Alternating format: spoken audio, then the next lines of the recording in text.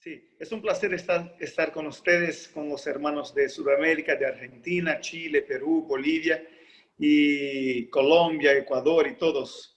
Es un placer demasiado grande para nosotros participar de este Congreso de Salud, ¿no?, de Sudamérica. Amén. Y el tema que voy a hablar es disbiosis intestinal. Y a ver, claro que es un tema bien actual y claro que es un tema que nos, nos aflige e incluso nos hace hacer preguntas, tener dudas sobre ese tema bastante actual, ¿no? Que es la disbiosis intestinal.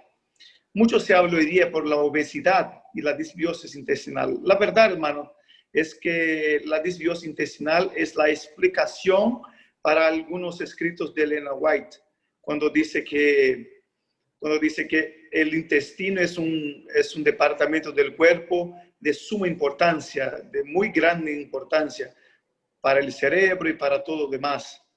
Y la disbiosis explica eso a todos de una forma más clara, basada en evidencias científicas, y es la comprobación de lo que nosotros ya sabíamos hace tiempo. Entonces, y obesidad, obviamente, los hermanos ya saben todos que es un tema del siglo, ¿no? Tal vez del milenio, que son los problemas de la obesidad y los problemas de la mente. Entonces, estos dos son las enfermedades que más se estudia hoy día. Entonces, primeramente yo quería decir la definición de la obesidad. Se dice que una persona es obesa cuando ella tiene un percentual de gordura grande y también un IMC, que es el índice de masa del cuerpo, ¿no? Y se hace un cálculo para hacer eso. O sea, cualquier uno de ustedes puede hacer el cálculo y decir, ¿estoy o no obeso? Por ejemplo, tenemos ahí en el tercero diapositivo, tenemos la demostración de cómo se hace ese cálculo, que es el peso dividido por la altura al cuadrado. Es una fórmula matemática. Y si este resultado está entre 18 y 24.9, eso se dice normal.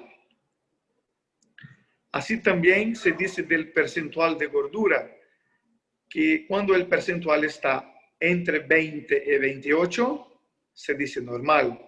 Es claro que para hacer el percentual de gordura hay que tener aparatos específicos, por ejemplo, una bioimpedancia, metría o profesionales que puedan hacer la medición con adipómetros y esto más, ¿no? Pero les quiero enseñar eso porque ahora el otro diapositivo, porque tiene una justificativa hablar sobre eso, ¿no? Ahí tenemos una imagen. ¿Se puede ver la imagen? Eso, tenemos una imagen que nos demuestra dos personas con 90 kilos. Una es obesa y el otro no es obeso. Por eso es la importancia del percentual de grasa del cuerpo, ¿no? Y el tejido adiposo, él tiene una función endocrina. Si quiere puede pasar. Y la función endocrina es que el tejido adiposo, él produce un hormonio llamado leptina. Leptina libera varias sustancias que estimulan el crecimiento, que estimulan la liberación de marcadores que nos sacan la fome, la hambre, y también estimulan el gasto de energía. Y en el obeso es disfuncional. O sea, el obeso, por el exceso de producción de leptina, hace con que el sistema nervioso central no la reconozca y tenga una resistencia a la leptina. O sea, ocurre una liberación de la leptina disfuncional.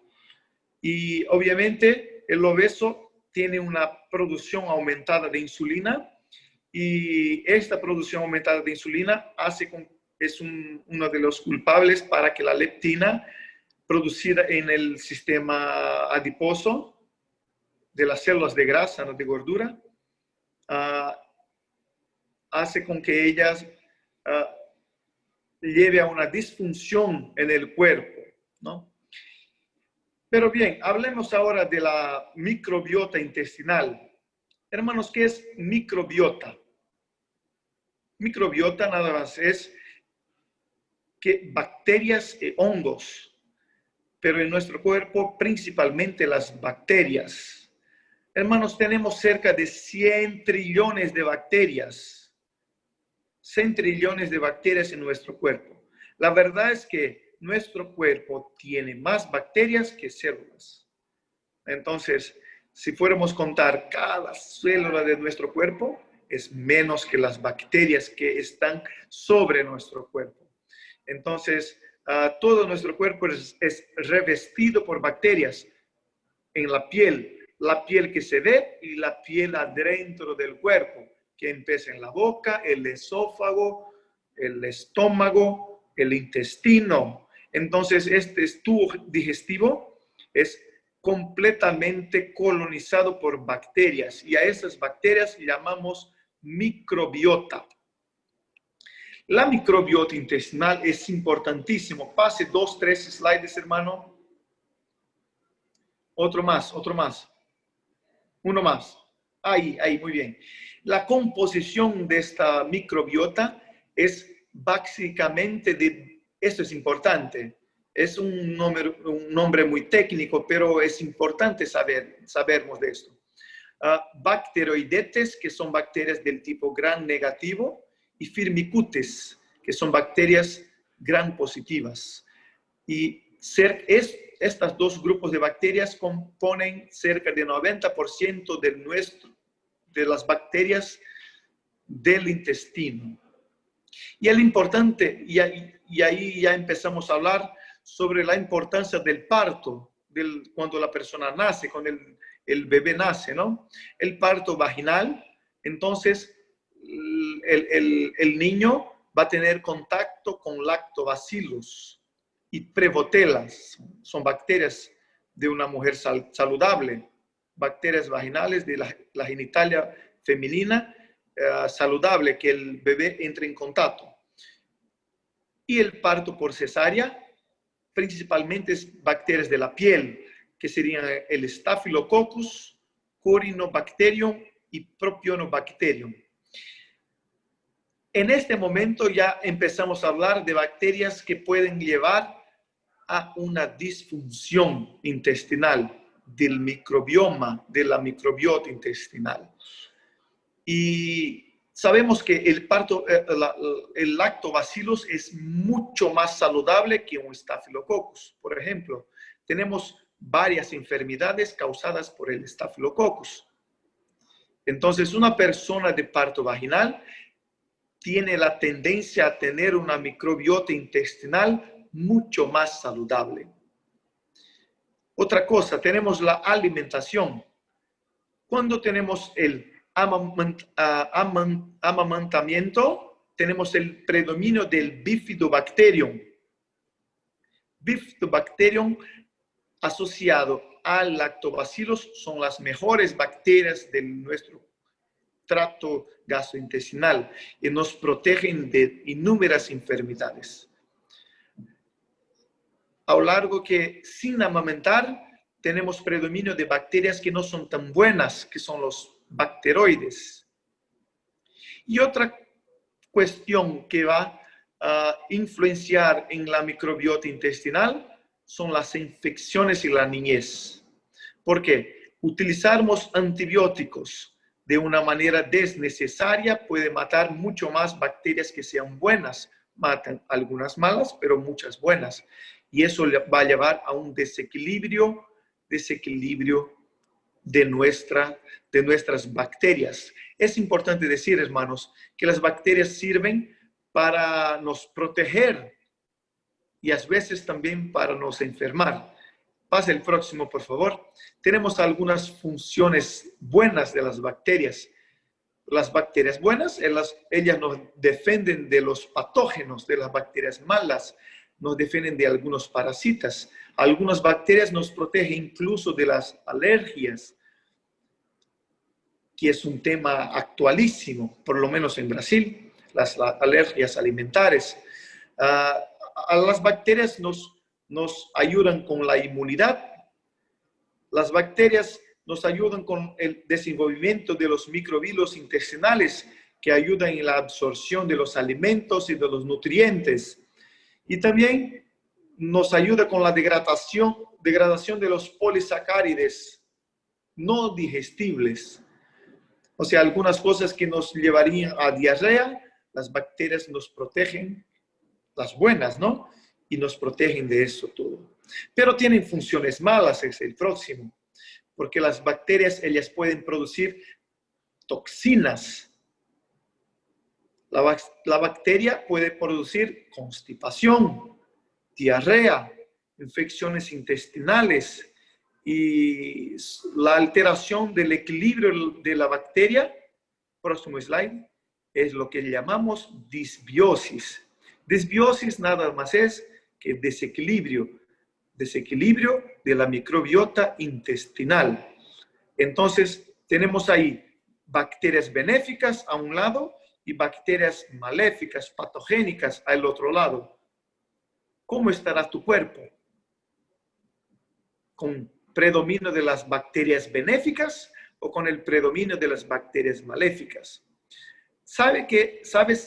Hoy día ya se sabe que las personas que tienen el predominio de las bacterias benéficas son más saludables. Y hablando de la obesidad, existen bacterias específicas que nos protegen de la obesidad y cuando están en gran cantidad, la persona se pone más obesa. Facilita la obesidad dependiendo de la bacteria que predomina en su cuerpo, en su microbiota intestinal. Entonces puede pasar, tenemos las bacterias buenas y las malas. Pasemos. La disbacteriosis, ¿no? Tenemos ahí entonces la bacteria, el normal, que sería a la izquierda, que serían las bifidobacterias y los lactobacilos. El predominio de eso es mucho más saludable. Pero muchas veces tenemos contacto con bacterias malas, tenemos malos hábitos saludables para la salud, ¿no? Hábitos de vida erróneos y equivocados. Y tenemos entonces una proporción de lactobacilos y bifidobacterias comparativamente pequeños. Y otras bacterias van surgiendo en gran cantidad.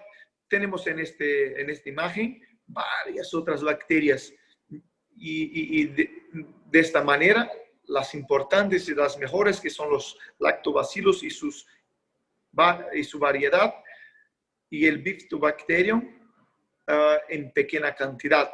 O sea, cuando eso sucede, tenemos la disbiosis bacteriana o disbacteriosis. Existe otro tema que es la disbiosis fúngica del hongo, pero no es para hoy día. Pasemos. La disbiosis, ella puede dar flatulencia, diarrea, puede dar un sabor distinto en la boca. Muchas veces la persona, sin saber lo que tiene la boca amarga, un amargor diferente. Eso puede ser también por disbiosis. Puede dar náusea, la voluntad de arrojar. Puede dar distensión abdominal y dolor en la barriga y otros síntomas varios. Muchas veces hablando con el paciente que vamos a distinguir que eso es un síntoma de la disbiosis. Y es muy común la disbiosis. Pasemos. Ahora tiene una cuestión. ¿La obesidad es causa o consecuencia de la disbiosis? Procurando artículos científicos, papers originales, percebemos que no se sabe quién empezó primero, la disbiosis o la obesidad. El facto es que la obesidad causa la disbiosis y la disbiosis también puede llevar a la obesidad. Pero quién empezó primero, eso la verdad es que no se sabe al cierto. Y eso se sucede por un aumento en la permeabilidad intestinal, a que llamamos endotoxemia metabólica. La obesidad, ella aumenta la inflamación del cuerpo. Hermanos, es claro que la obesidad, aquel hombre obeso, claramente obeso, es fácil de diagnosticar, pero muchas veces un aumento de la circunferencia abdominal y es suficiente para llevar a una inflamación crónica en el cuerpo. Y esta inflamación crónica va a llevar a una toxemia, o sea, toxínicas endógenas, llevando a alteraciones metabólicas, alteraciones hormonales, incluso de la leptina que hablé anteriormente, llevando a una desregulación central, a nivel central, de los hormonas que ayudan al adelgazamiento y facilitan la obesidad. Bien, y ahí tenemos una alteración entre el firmicutes y los bacteroidetes. Esta desregulación es muy importante porque si esto se desregula, todo sale mal. Entonces, vamos a aprender un poco. Voy a traer ahora un artículo que habla sobre el sobrepeso en la niñez. Ese artículo se encuentra en Biomedicine. Ha sido publicado por Zhang et al. Colaboradores en 2015. Pero para mí es muy importante, es un artículo crucial, porque él dice que los cereales integrales disminuyen la producción de endotoxinas, lo que permite el aumento de bifidobacterias. Los cereales integrales mejoran la inflamación de los adipocitos y mejoran la resistencia a la insulina. O sea, ahí aprendemos entonces que la alimentación ayuda de alguna manera, la buena escoja de los alimentos, de alguna manera nos ayuda a combatir la inflamación, la resistencia insulínica y la alteración de las bacterias intestinales. Una dieta protectora, este artículo nos enseña también que una dieta protectora es compuesta de 62% de carbohidratos, 14% de proteínas, 24% de lípidos y 51 gramos de fibras por día. Entonces, ahí tenemos una afirmación de este artículo original y de pesquisa, un ensayo clínico, diciendo que la proteína debe ser consumida en cantidad suficiente, pero no demasiada. Y hoy día se habla mucho, por lo menos en Brasil, de las dietas low carb. Se habla mucho de las dietas cetogénicas, que son basadas en las proteínas, donde el carbohidrato es 30%, 20% de la dieta, mientras la proteína es 30%, más incluso. No debemos hacer estas dietas, porque estas dietas, estos hábitos alimentares, le va a llevar a una disbiosis. Ahora, ¿cómo podemos entender lo que hacer al final? Lo que hacer para prevenir la disbiosis, ¿no? Pasa el próximo.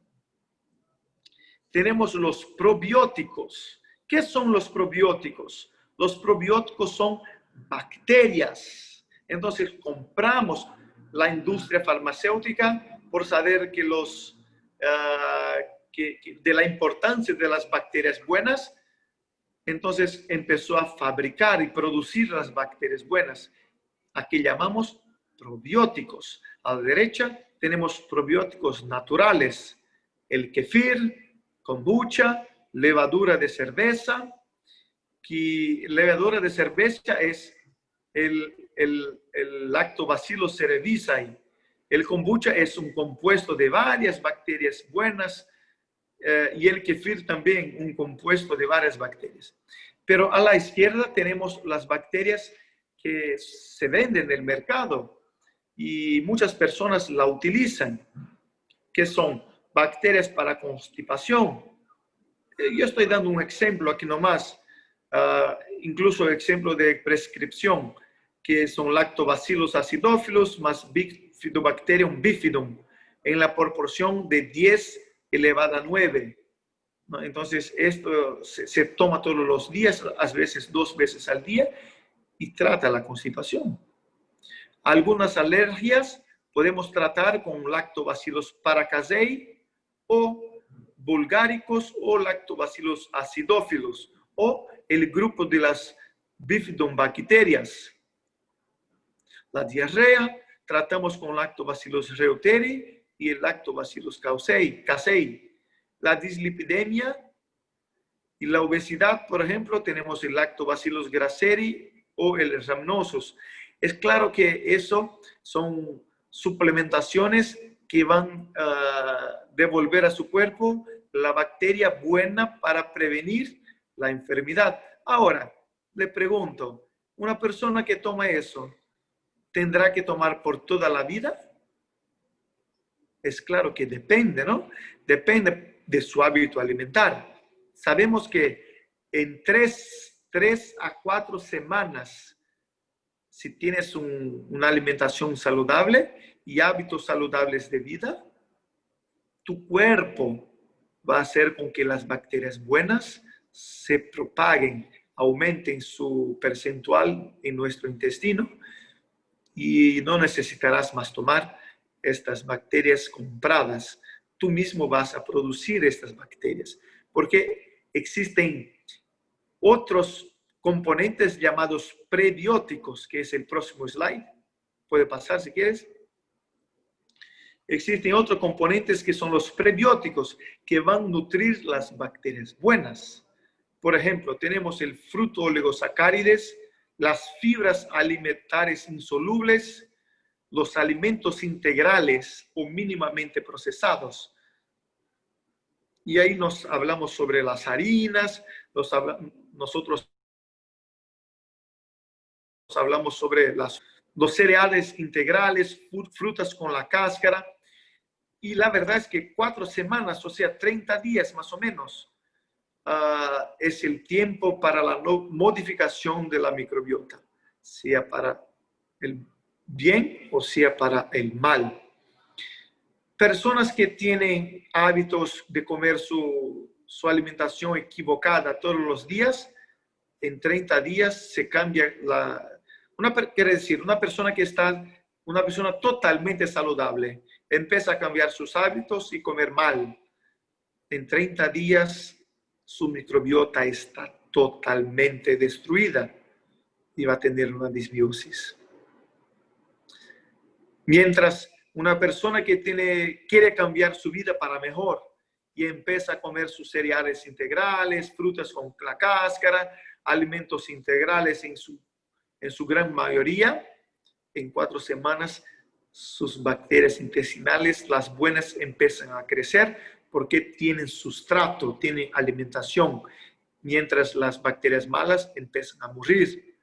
Y entonces el equilibrio bueno empieza y la disbiosis se vaya. Pasemos al próximo, por favor. Les dejo aquí algunos de los alimentos que modifican la calidad de las bacterias intestinales. Vea bien, esto todo está muy ligado a la obesidad, porque las bacterias que producen una disbiosis, los alimentos que producen una disbiosis, ellos van a hacer con que tengas más hambre, engordes más fácilmente, que tengas hambre por basuras, ¿no? Vamos a hablar un poco del trigo. El trigo, ¿será que es un alimento que va a modificar la calidad de las bacterias intestinales? ¿Será? La verdad es que los cereales integrales son buenos para las bacterias en su gran mayoría. Es claro que hoy día el trigo es, en Brasil es transgénico, es manipulado. Entonces no tenemos la confiabilidad tan segura de que sea saludable. Pero el grano trigo no hace daño.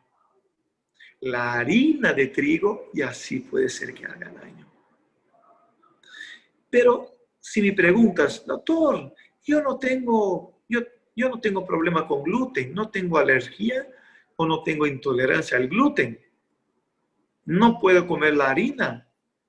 Mi querido, la harina no es saludable para nadie. Puede ser sabrosa, pero no es saludable. Ninguna harina. Muchas veces no prohibimos la harina para las personas porque sería una transformación muy grande y el impacto sería muy grande a la vida de una familia. Pero el correcto es que la harina sea expulsa de nuestra mesa. Muy bien, pero el problema es el trigo. No, el problema es el gluten. Tampoco. El problema es el gluten cuando la persona tiene la intolerancia al gluten. Cuando la persona no tiene problema ningún gluten, no hay problema. Claro es claro que la mayoría de la población tiene algún problema con el gluten. Entonces decimos, cuídate, ¿no?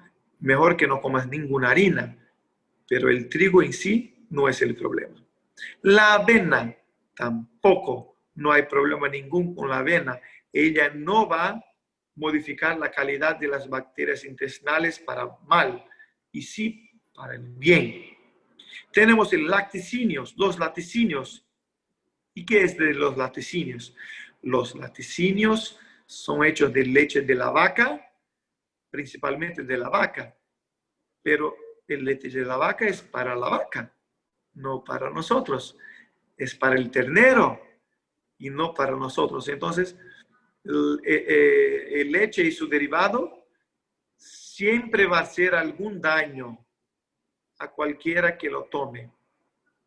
A veces ese daño no se nota, pero personas que consumen mucho leche o sus derivados pueden tener alteraciones intestinales, alteraciones que van a cambiar la microbiota intestinal. Entonces hablé de las harinas, los conservantes y la yuca. La yuca hará mal para nosotros. Depende. La yuca es un alimento que muchas veces no tiene tan fácil digestión. Entonces es importante que los alimentos que dificultan la digestión van a hacer daño a las bacterias intestinales. Ahora, nosotros debemos prestar atención a la individualidad de cada persona.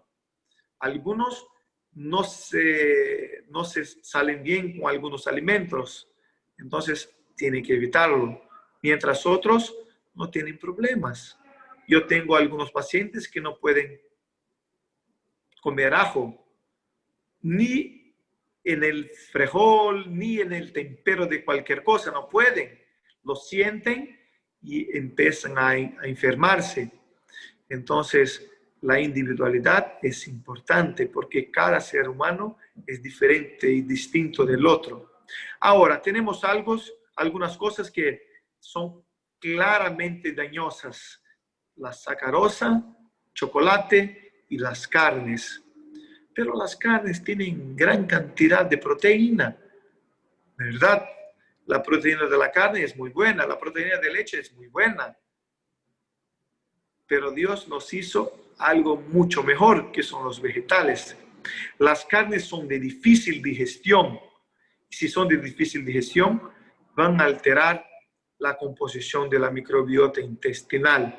Entonces es importante que la cuidemos, que la evitemos, aunque no seas vegetariano, no es bueno que comas mucha carne.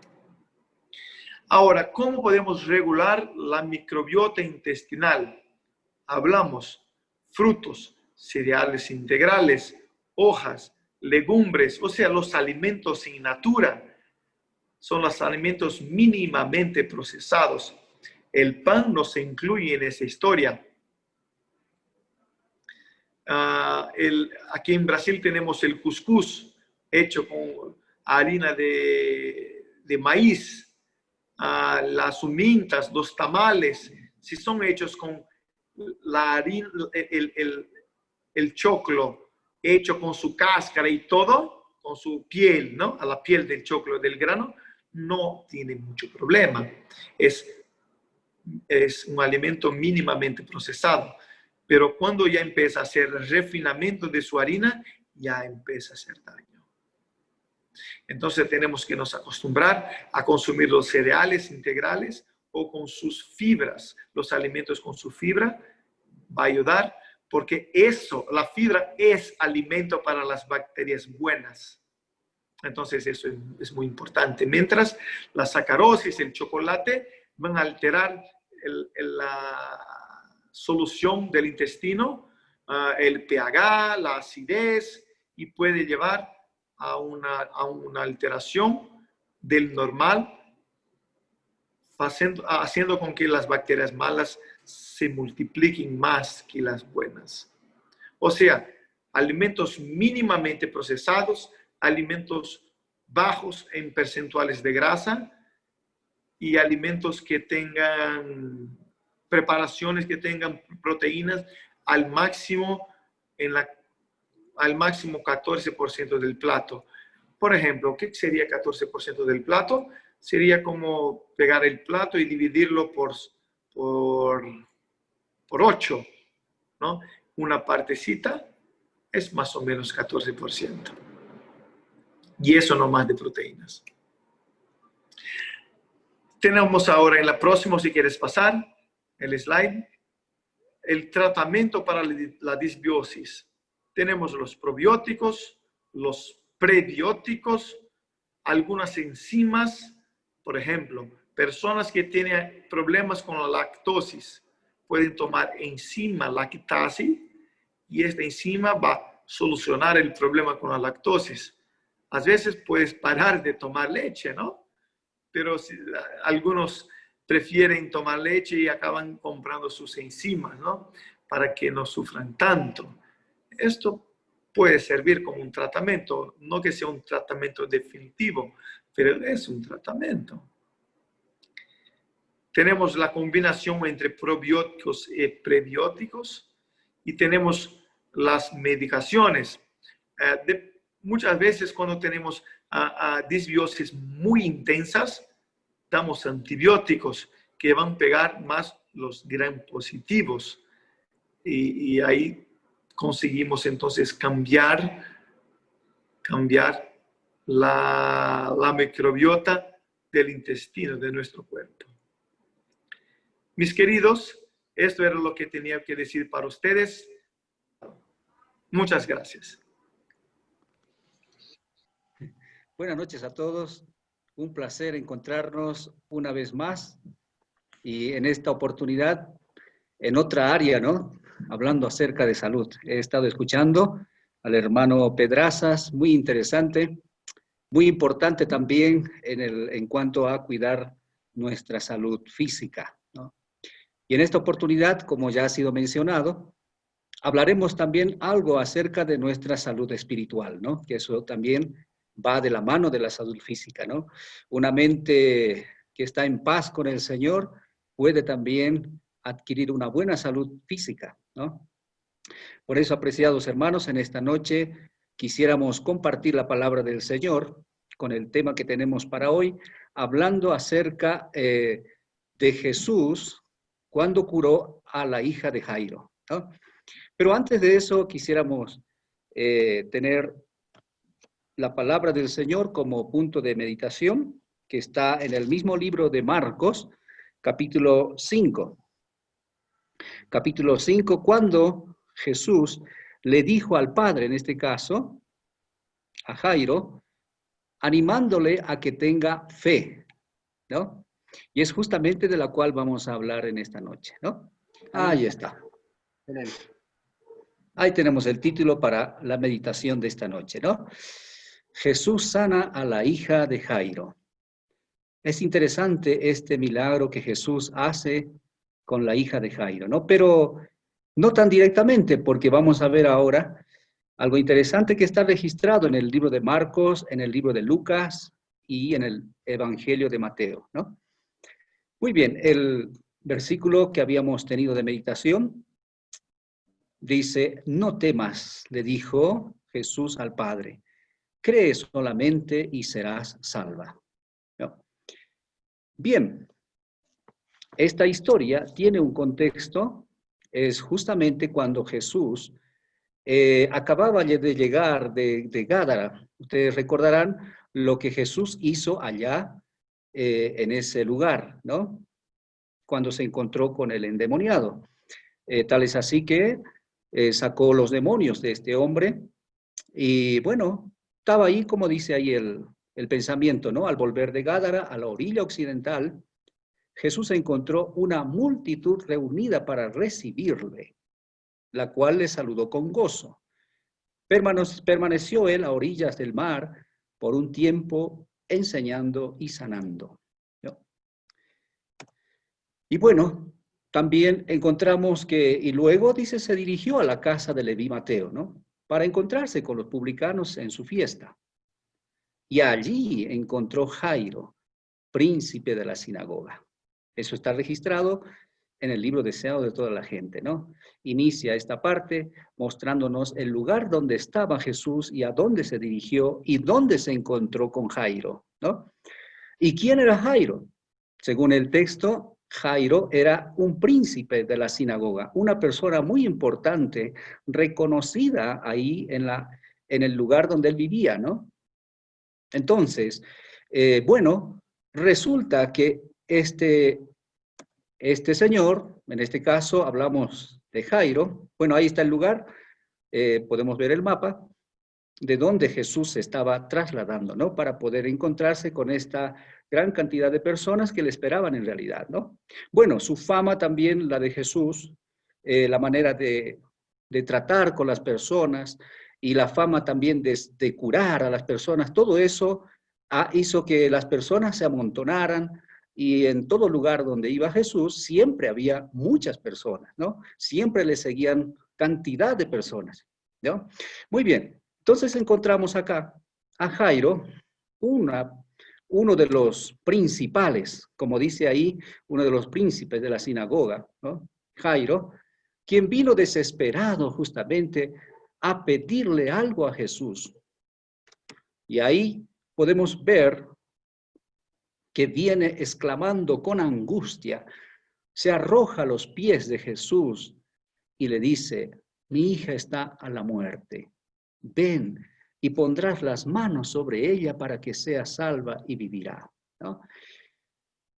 Es interesante encontrar que hay muchos, o sea, no tantos, ¿no? En este caso, hablando de los dirigentes religiosos de aquel tiempo, no muchos tenían tanta amistad con Jesús, ¿no? Podemos encontrar que Jesús mismo se retiró para poder hacer conocer el Evangelio a otro tipo de personas, de las cuales llamamos los gentiles, estaban también los samaritanos y otro tipo de personas, ¿no?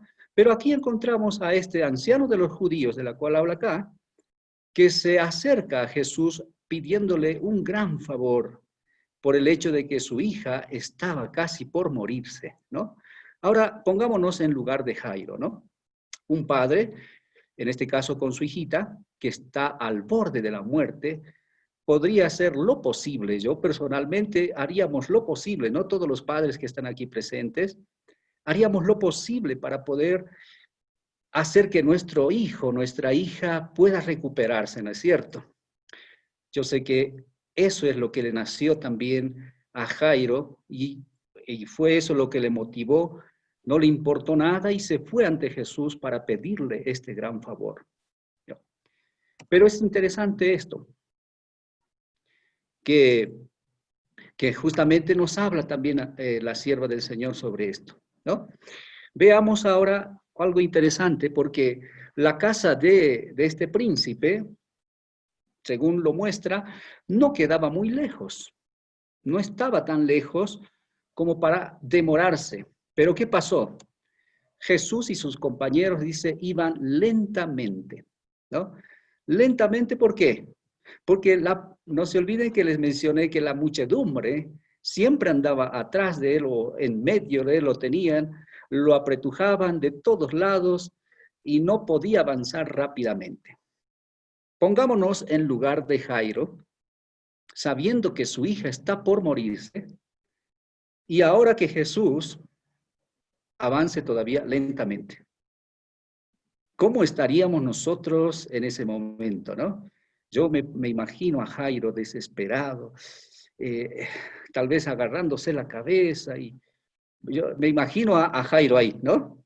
Porque es un momento muy crítico para él, algo angustioso para él, porque tiene que llegar inmediatamente Jesús a la casa.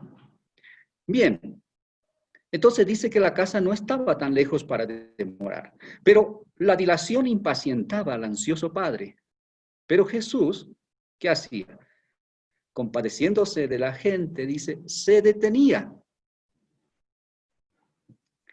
Algo que me llamó la atención de este relato es por qué Jesús se detenía de vez en cuando, dice, para aliviar a algún doliente y algunas veces a consolar a algún corazón acongojado. Esto es lo que me llamó la atención, apreciados.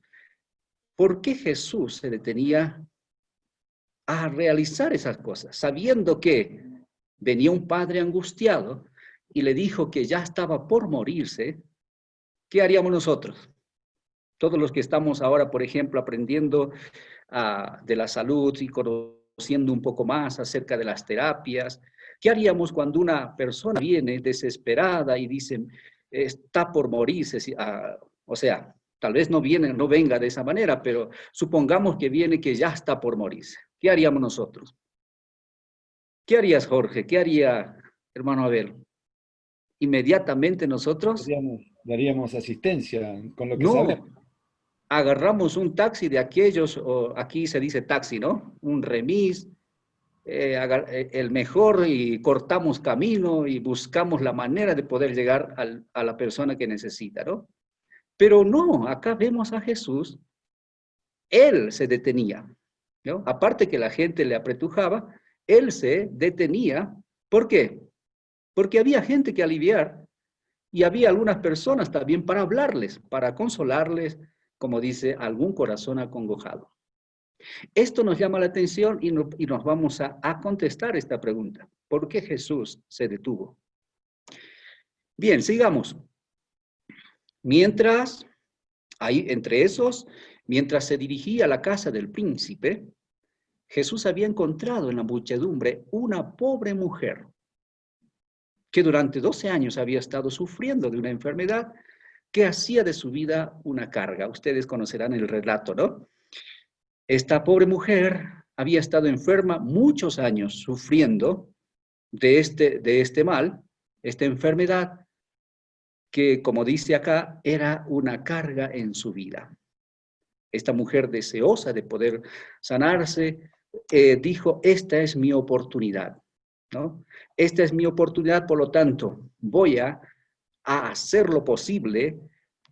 Y ahí podemos ver la fe de esta mujer, bueno, hablando ahora de otro milagro que Jesús hace, ¿no?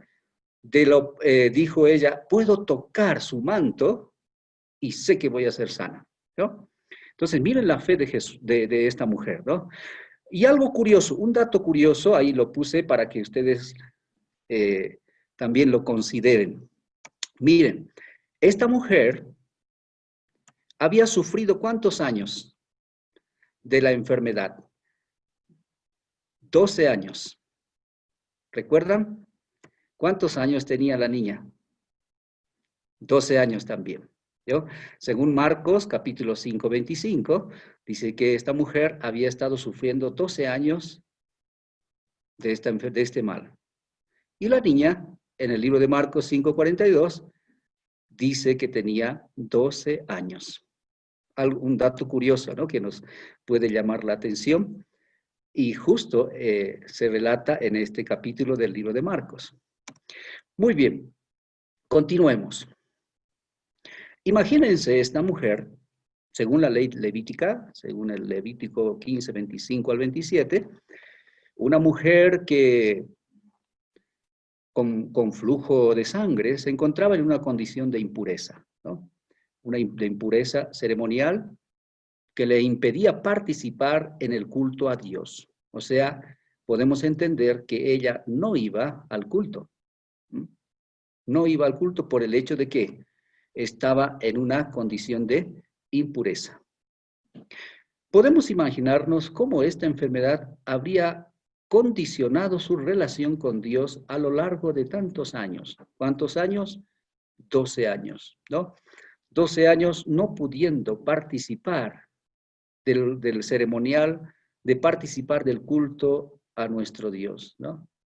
Según la ley levítica, se prohibía a todo tipo de mujeres con esta enfermedad, ¿no? Muy bien. Veamos ahora que finalmente, con temor de perder su única oportunidad de alivio, se adelantó con esfuerzo diciéndose: si tocare tan solamente su vestido, seré salva. Y mientras él pasaba, ella extendió la mano y alcanzó a tocar apenas el borde del manto de Jesús, ¿no? Pero en aquel momento supo, dice, que había quedado sana. En aquel toque se concentró la fe de su vida e instantáneamente su dolor y debilidad fueron reemplazados por el vigor de la perfecta salud. Bueno, el relato continúa. En realidad hay mucho para hablar acerca de este momento, hablando de la mujer, ¿no?, que tocó el manto de Jesús, ¿no? Pero vamos en realidad al caso que tenemos de la cual hablar, ¿no? Jesús sanando a esta mujer, yo me imagino qué tiempo habrá estado haciendo todo esto, ¿no? No se olviden que la casa del príncipe no era tan lejos, era cerca, se podía llegar rápido, enseguida. Pero Jesús se detenía para hacer todas estas cosas. La pregunta es, ¿por qué Jesús se detuvo muchas veces y no, digamos, no respondió inmediatamente al pedido de Jairo? Algo interesante que Jesús quiso enseñarle a Jairo. No se olviden primero que Jairo era una persona, era un principal entre los judíos, ¿no? Era un principal entre los judíos. Podíamos decir que sí o sí tenía que atenderlo Jesús porque era una persona principal, ¿no? Supongamos que el presidente o el hijo del presidente nos haga un pedido y le llame al hermano Abel, venga, o señor Abel, ¿no es cierto? Venga a curar aquí a mi hijo. ¿Qué haríamos nosotros? Inmediatamente nos vamos porque es una persona muy importante, ¿no? Posiblemente lo ganemos para la iglesia y no sé cuántas cosas más se nos puede pasar por la mente, ¿no? Pero nuestra atención sería inmediata, yo creo, ¿no? Aunque haya otro por ahí que nos esté pidiendo también algún favor, ¿no? Pero en este caso Jesús no tuvo en cuenta la posición social de Jairo. Si ustedes se dan cuenta, ni tampoco su riqueza. Resulta que Jesús quería enseñarle a Jairo justamente esto, ¿no? Y muchas otras cosas más. Que la fe vale más que las riquezas. Miren, Jairo, no se olviden, les dije, era muy conocido como una persona, un líder religioso, era rico y estimado también en esa ciudad, ¿no? Pero, sin embargo, Jesús no le dio mucha importancia a ese estatus social. Tampoco, como podemos ver por otro lado, eso sí, llamó la atención de la mujer, porque no se olviden que dijo, ¿quién me ha tocado? Y Pedro ahí dice, hay mucha gente que están acá. ¿Cómo preguntas quién te ha tocado, no? Y todo eso, toda esa conversación demoró un montón, ¿no? Un montón, hasta que de repente viene esta noticia, ¿no? Un mensajero llega justamente donde estaban ellos, trayendo una noticia, que su hija había muerto. Me pongo otra vez en los pies de Jairo, ¿no? Se habrá agarrado la cabeza y habrá dicho, porque le dijeron, no molestes más al maestro, ya no tiene más, no molestes más al maestro, pues ya no tiene más sentido que vaya él, ¿no? Que vaya a la casa, ¿no? Pero hasta ese momento Jairo aprendió muchas cosas, si ustedes se pueden dar cuenta. Cuando Jesús escuchó estas palabras, Jesús dice, distinguió las palabras y le dijo, no temas, cree solamente y serás salva. Y el relato continúa y dice que Jairo se apegó más a Jesús ahí y avanzaron en la caminata. No es que Jairo desapareció del mapa, del lugar, ¿no? ¿Por qué? Porque durante el trayecto, Jairo había aprendido que la fe vale más que las riquezas y un estatus social. ¿Vio? Entonces, Jairo tenía que, para Jesús, era necesario que Jairo aprendiese a través de los milagros que hacía, de las palabras que daba durante el trayecto en el camino, para que él pudiera alimentar esa fe que supuestamente lo había encontrado al inicio, ¿no es cierto? Pero tendría que desarrollar aún más, ver a Jesús, ver justamente qué cosas puede hacer Jesús. Tal es así que, bueno, aquí encontramos que Jesús se demoró para mostrarle a Jairo que también él tiene poder, ¿yo? Para tener, o sea, para devolver la vida. No sé si este relato les hace recordar también en el caso de su hijo, de su mejor amigo, ¿no? El amigo de Jesús, que es, ¿se acuerdan? Cuando también se demoró, ¿se acuerdan? Se demoró y sabiendo que su amigo, su mejor amigo, estaba enfermo, ¿no? Y él dijo las mismas palabras también, tales como a su mejor amigo, como también a la hija de Jairo. Dijo, él no está muerto, sino que más bien duerme, ¿no? Bien. Jesús dice, distinguió las palabras y le dijo, no temas, ¿no? Cree solamente y será salva, ¿no? Llegaron a la casa, la muchedumbre ya estaba, el tumulto ya estaba ahí, ya habían contratado, ¿no es cierto? Las plañideras se llaman, ¿no? Lo registra la Biblia. Son personas contratadas justamente para llorar y hacerlo más triste todavía el asunto. Jesús llega ahí y les dice con tono así muy tranquilo, ¿por qué alborotáis y lloráis? ¿No? La muchacha no está muerta, mas duerme. Y ellos se indignaron al oír las palabras de este forastero, ¿no? Habían visto a la niña en las garras de la muerte y se burlaron de él. Claro está, porque no conocían al Señor, ¿no? Muy bien, por lo tanto, sacó a todas las personas y solamente entró con 3 de los discípulos, el padre y la madre. Y es interesante cómo Jesús se dirige a esta niña, ¿no? Dice que con tono muy suave, Jesús se acercó a la cama y tomando la mano de la niña en la suya, pronunció suavemente en el idioma familiar del hogar las palabras que le dice, muchacha, a ti te digo, levántate. Inmediatamente, esta niña obedeció a la palabra de Jesús y resucitó, ¿no? Muy bien, queridos y apreciados hermanos. Quizá esta experiencia Es una experiencia que está registrada en los evangelios. Esta misma experiencia muchas veces nos pasa también a nosotros, ¿no?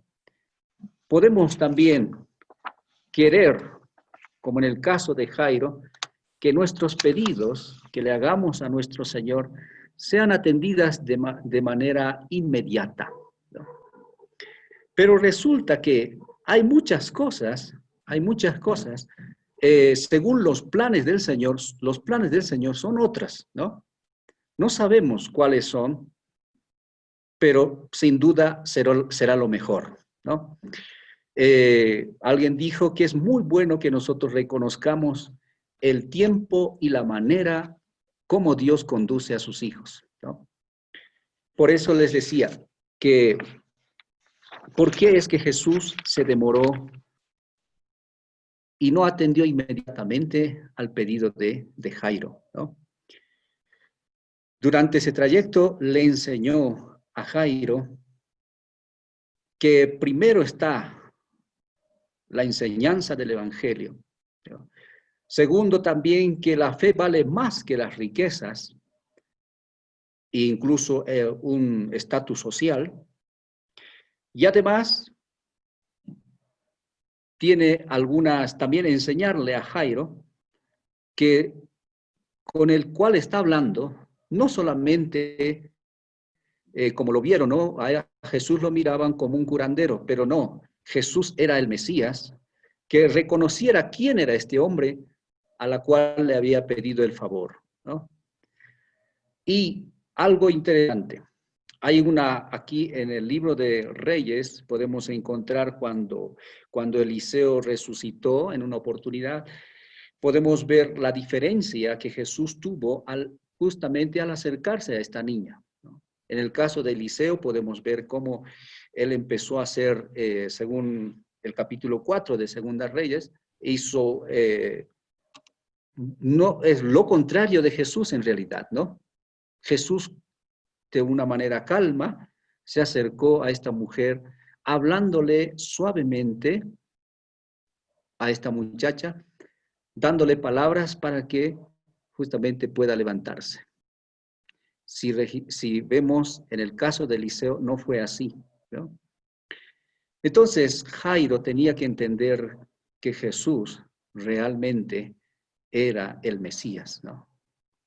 Que quería curar no solamente, no darle del milagro de la vida, sino también que él reconociese esto que es importante en nuestra vida, tanto en nuestra vida espiritual más que todo, que la fe es muy importante, ¿no?